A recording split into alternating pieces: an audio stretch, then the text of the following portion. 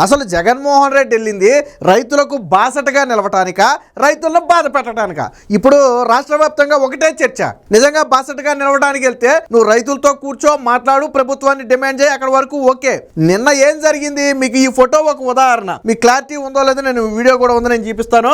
ఇక్కడ చూడండి, మామిడికాయలన్నీ కింద పోసుకుంటూ వెనకమాల ట్రాక్టర్ల వెంట తొక్కుకుంటూ వస్తున్నారు. దీనికి కర్త కర్మ క్రియ స్క్రీన్ ప్లే మొత్తం కూడా బహుశా జగన్మోహన్ రెడ్డిదే. వైసీపీకి చెందిన ఒక యజమాని తోట నుంచి మామిడికాయలు తీసుకొచ్చి రైతులు పారబోసినట్టుగా డ్రామాలు ఆడారు. సరే, దీన్ని కాసేపు పక్కన పెడదాం. ఇదే సమయంలో మార్కెట్ యార్డుకి తీసుకొస్తున్నటువంటి కొంతమంది రైతుల ట్రాక్టర్లను అత్యుత్సాహంతో లాక్కుని పారబోసారు. సరే, జగన్మోహన్ రెడ్డి అంటే ఈ తోట యజమానికి డబ్బులు ఇచ్చి ఉంటాడు, ఇది రోడ్డు మీద పోసినందుకు డబ్బులు ఇచ్చి ఉంటాడు, అటు పోసి ఉంటాడు, లేదా పార్టీ మీద అభిమానంతో పోసుంటారు. అది వాళ్ళు చూసుకుంటారు. కానీ నిజమైన రైతులు ఎవరైతే మార్కెట్ యార్డుకి నిన్న మామిడికాయలను తీసుకొచ్చారో వాళ్ళ ట్రాక్టర్లు బలవంతంగా లాక్కుని రోడ్ల మీద పోసారు. వాళ్ళు ఇప్పుడు లబోదిబో మన ఏమైంది, మన ట్రాక్టర్లు అన్ని దొక్కేసాయి. జగన్మోహన్ రెడ్డి వెళ్ళిపోయాడు, ఎవరి దారిని వాళ్ళు వెళ్ళిపోయారు. ఇప్పుడు ఆ రైతు ఏం చేయాలా? మరి ఇది కరెక్టేనా? జగన్మోహన్ రెడ్డి పంటని ఈ విధంగా రోడ్ల మీద పోసి ధ్వంసం చేస్తారా? రైతులు నిరసన తెలిపారు అని చెప్పడం కోసం. కాకపోతే వీళ్ళు అత్యుత్సాహం ప్రదర్శించి అడ్డంగా దొరికిపోయారు.